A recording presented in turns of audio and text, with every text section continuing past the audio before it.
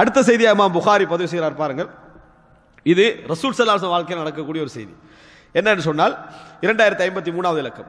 சஅத் இப்னு அபி வக்காஸ் ரலியல்லாஹு அன்ஹு எல்லாருக்கும் தெரிந்த ஒரு நபி தோழர். அவருக்கு ஒரு சகோதரர் உத்பா இப்னு அபி வக்காஸ், உத்பா இப்னு அபி வக்காஸ் என்று சொல்லக்கூடிய ஒரு சகோதரர். இவர் சஹீஹுல் புகாரியில மொழிபெயர்க்கும் நேரத்தில் ரலியல்லாஹு அன்ஹு போட்டிக்கிறாங்க உத்பா இப்னு அபி வக்காஸ். ஆனால் அவர் நபி தோழர் என்பதற்கு எந்த ஆதாரமுமே இல்லை. சஅத் இப்னு அபி வக்காஸுடைய சகோதரர் உத்பா இப்னு அபி வக்காஸ் அவர்கள் நபி தோழர் என்பதற்கு எந்த ஆதாரமுமே இல்லை. ஒரே ஒரு வரலாற்று ஆசிரியரை பதிவு செய்திருக்கிறார், ஆனால் ஆதாரபூர்வமானதல்ல. எல்லாருமே நபி ஏன்னா அவருக்கு இந்த செய்தியை தவிர வேற எதுவுமே இல்லை. இப்போ உத்பா இப்னு அபி வக்காஸ் ஒரு வசியத்து பண்றார். யாருக்கு? சகோதரர் சஅத் இப்னு அபி வக்காஸ். என்ன வசியத்துன்னு சொன்னால், நான் இன்ன பெண்மணியுடன், இன்ன அடிமை பெண்மணியுடன் தவறான உறவில் ஈடுபட்டேன். அதன் மூலம் எனக்கு ஒரு பிள்ளை என்ன செய்தது? பிறந்திருக்கிறது. அந்த பிள்ளை இப்போ உனது சகோதரன். அந்த பிள்ளை என்னது? அதாவது சகோதரனுடைய மகன் உனது. என்ன இவர் உத்பா இப்னு அபி வக்காஸ் சஅத் இப்னு அபி வக்காஸ் தான் சகோதரர். எனவே அந்த பிள்ளை ஒரு சகோதரனுடைய மகன். அதனால நீதான் அதுக்கு உரிமையானவர், நீதான் உரிமையானவர். ஆனா இந்த அடிமை பெண் எந்த குடும்பத்தில் இருக்கிறாங்களோ அவங்க என்ன நினைப்பாங்க? அந்த குடும்பத்துக்குரிய பிள்ளைன்னு தான் நினைப்பாங்க. அந்த குடும்பத்துக்குரிய பிள்ளைன்னு தான் நினைப்பாங்க. சார், அந்த குடும்பம் யாரு அப்படின்னு பார்த்தீங்கன்னு சொன்னா, ரசூலுல்லாஹி ஸல்லல்லாஹு அலைஹி வஸல்லம் அவருடைய மனைவி சௌதா பின்து ஜமா. சௌதா பின்து ஜமா, சௌதா ரலியல்லாஹு அன்ஹா சொல்லுவோமே, சௌதா ரலியல்லாஹு அன்ஹா தந்தை ஜமா. இந்த சௌதா பின்து ஜமாவுக்கு ஒரு சகோதரர் இருக்காரு, அப்து இப்னு ஜமா. அப்து இப்னு ஜமா. இப்ப என்ன என்று சொன்னால், அந்த ஜம்ஆவுக்கு தான், அதாவது சௌதா ரலியல்லாஹு அன்ஹுடைய தந்தைக்கு தான், அவர் இஸ்லாத்துக்கெல்லாம் வரல, அவருடைய தந்தைக்கு தான் இப்படி ஒரு அடிமை பெண் இருந்து, அவருடைய அடிமை பெண். அப்ப அவர் என்ன நினைப்பார்? தண்டை பிள்ளைன்னு தான் என்ன செய்திருப்பார், நினைத்திருப்பார். அந்த பெண்ணோட தான் இந்த தவறான உறவு என்ன செஞ்சிருக்குது, நடந்திருக்கிறது. அப்ப அப்து என்ன நினைப்பாரு? அந்த சகோதரர், சௌதாவுடைய சகோதரர் என்ன நினைப்பாரு? ஒரு ஏண்ட சகோதரன் என்ன செய்வாரு? நினைப்பார். அப்படியா இல்லையா? ஜம்ஆவுக்கு பிறந்ததாகத்தான் நினைப்பாரு. அதே நேரத்தில் தனது சகோதரராக தான் என்ன செய்வாரு? நினைப்பாரு. அவர் சொல்லி இவர் எடுக்க வந்தனே அவர் சொல்லிட்டாரு, இது என்னது சகோதரர் அப்படின்ட்டாங்க. ஆனா இது ஜாஹிலியா காலத்துல மட்டும்தான் பார்க்கலாம். இன்றைக்கு விபச்சாரம் நடந்து குழந்தை கிடைச்சா தூக்கி வீசிட்டு போற காலத்துல இருக்கிறோம். தூக்கி வீசிட்டு போற காலத்துல தன் சகோதரனுக்கு வசியத்து பண்ணி அந்த புள்ள ஏட புள்ள தான் பாதுகாத்துக்கன்னு சொல்ற காலம் இல்ல இந்த காலம். அப்ப ரசூலுல்லாஹி ஸல்லல்லாஹு அலைஹி வஸல்லம் மட்டும் இந்த வழக்கு வருது. அப்து சொல்றாரு எனது சகோதரர். சஅத் இப்னு அபி வக்காஸ் சொல்றாரு இல்ல எனது சகோதரனுடைய மகன் அப்படின்றாங்க. ரசூலுல்லாஹ் அப்த கூப்பிட்டு சொன்னாங்க, அதாவது தன மச்சான் கூப்பிட்டு சொன்னா, ஹுவ லக யா ஜம்ஆ, ஜம்ஆவே அவர் உங்களுக்கு தான் உரிமை, அவர் உங்களுக்கு தான் உரிமை. அப்புறம் ரசூலுல்லாஹ் சொல்லி போட்டு சொல்றாங்க, அல் வலது லில் ஃபிராஷ் வலில் ஆஹிரி அல் ஹஜர். எந்த அதாவது சொந்தத்திலே இருக்கின்ற பொழுது எந்த பெண்ணுக்கு பிள்ளை பிறந்ததோ அந்த பிள்ளை அந்த பெண்ணுக்கு என்னது உரியது.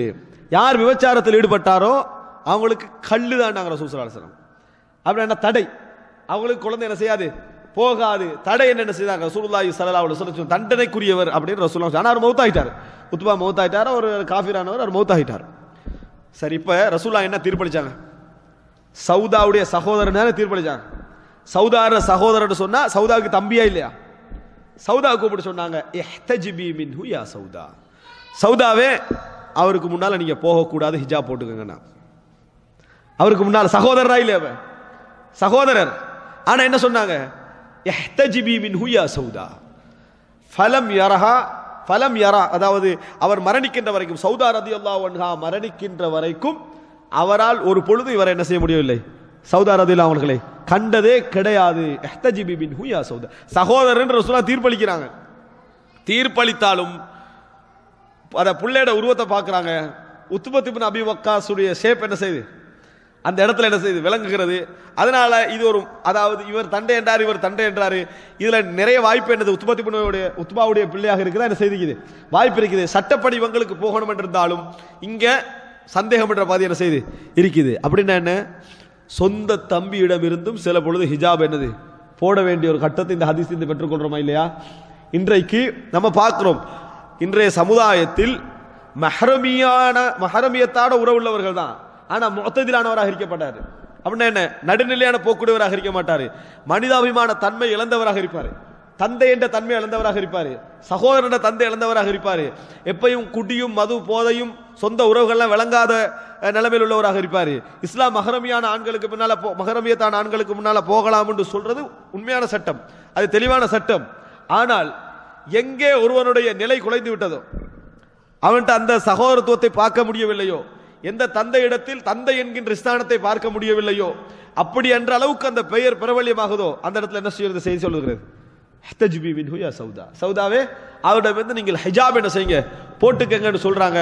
இன்றைக்கு இந்த மாதிரியான சூழல் நிறைய நம்ம என்ன செய்கிறோம், பார்க்கிறோம். ஏன்னா அப்படிப்பட்ட ஒரு கெட்டு போன ஒரு காலகட்டத்திலே நம்ம இருந்து கொண்டிருக்கிறோம். சமூகவியல் படிக்கிற நேரத்தில் குடும்பம் என்னென்னு வரைவிலக்கணம் எல்லாம் என்ன செய்யறாங்க, நடத்துறாங்க. குடும்பம் என்றால் என்ன, அப்படி ஒரு வரைவிலக்கணம் தேவையா அப்படின்ற லெவலுக்கு என்ன செஞ்சுட்டு போயிட்டு இப்ப எங்களே நிறைய பேர் குடும்பம் என்றால் என்னன்னா தந்தையும் தாயும் உள்ளுக்கு வருவாங்களான்னு சந்தேகம் இருக்குது. அதுல தந்தையும் தாயும் உள்ளுக்கு வருவாங்களான்னு சந்தேகம் இருக்கக்கூடிய ஒரு நடத்திக்கிற செஞ்சுட்டாங்க. நம்ம போயிட்டதை பார்க்கிறோம். எனவே இந்த செய்தி எங்களுக்கு என்ன சொல்லுது? ரசூலுல்லாஹி ஸல்லல்லாஹு அலைஹி வஸல்லம் அவர்கள் சந்தேகத்தை தவிர்த்தல் என்ற பகுதிக்கு என்ன செய்யறாங்க, இதில் சொல்லி இருக்கிறார்கள் என்பதை இமாம் புகாரி அவர்கள் இதில் பதிவு செய்யறாங்க. 2054வது செய்தி, அதாவது சந்தேகத்தை தவிர்த்தல் நம்ம ஓரளவு விளங்கிக் கொள்ளணும் என்பதற்காக சொல்கிறேன். அதி இப்னு ஹாத்திம் ரலியல்லாஹு அன்ஹு அவர்கள் அறிவிக்கிறார்கள், சால்துன் அவர் வந்து அதி இப்னு அபி ஹாத்திம் வந்து வேட்டையாட போறவர், அடிக்கடி காட்டுகளுக்கு போய் அங்க போய் என்னது வேட்டையாடுறவர். அவர் வந்து ரசூலுல்லாஹ் அதி இப்னு ஹாத்திம்ல நிறைய செய்திகள் வரும், வேட்டை சம்பந்தமான கேள்விதான். உடும்பு சம்பந்தமா கேட்கறதுக்கு ஒரு நபி தோழர் பிரபல்யமாய்ப்பாரு, அதே போல வேட்டை சம்பந்தமா கேட்கறதுக்கு ஒரு பிரபல்யமானவர் யாரு? அதி இப்னு ஹாத்திம். அல்லாஹ்வின் தூதரே, மிஅராஜ பத்தி கேட்கிறான். மிஅராஜ் என்று சொன்னால் அதாவது ஈட்டி இருக்குது, இந்த ஈட்டியில வந்து இது இல்லாதவைகள், பின்னால வந்து அந்த இறகுகள் இல்லாத ஈட்டி, நம்மளுக்கு நீ ஈட்டி தெரியாதே, அந்த மாதிரி ஈட்டி.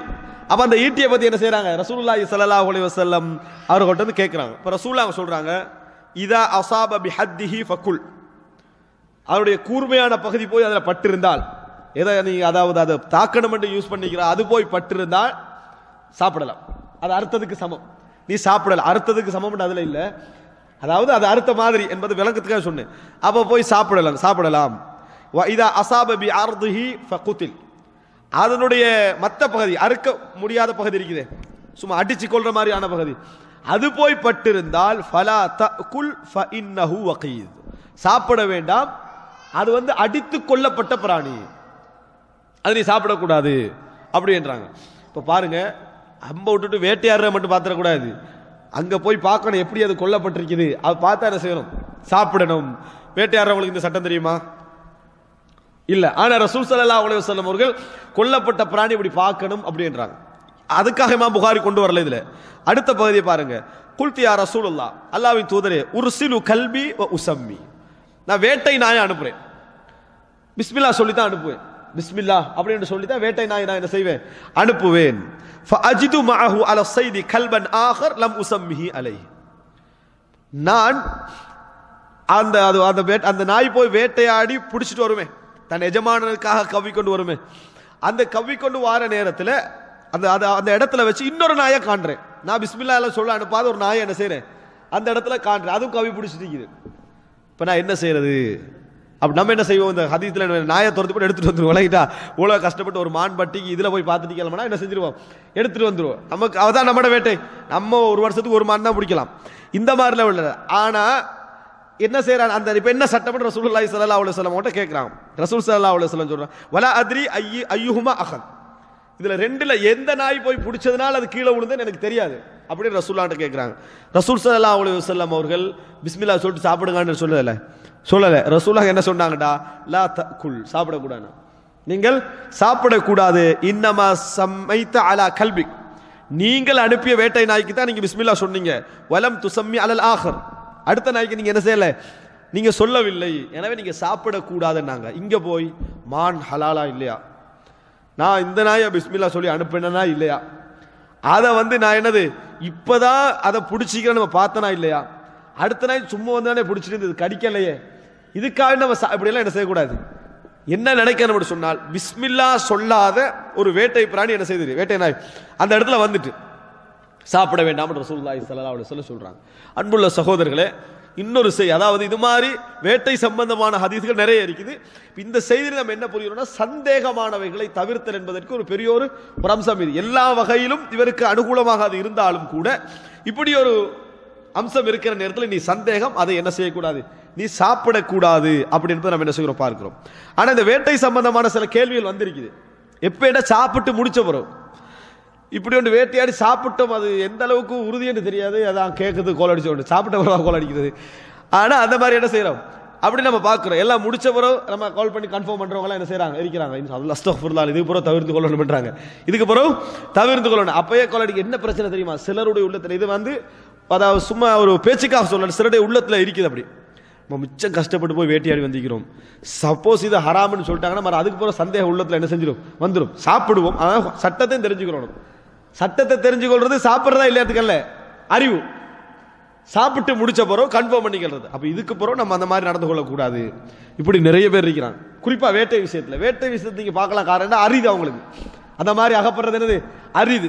கவர்மெண்ட்டுக்கு தெரியாம அந்த மானெல்லாம் வேட்டையாடி கொண்டு வந்து சேர்க்கறதுக்குள்ள உள்ள போராட்டம், அதுல போய் ஹராமண்டா என்ன நடக்கும் என்று சொல்லி இந்த மாதிரி நடக்கக்கூடியவர்கள் நிறைய பேர் என்ன செய்யறாங்க இருக்கிறார்கள். அன்புள்ள சகோதரர்களே, தெளிவாக புரிந்து கொள்ள வேண்டும்.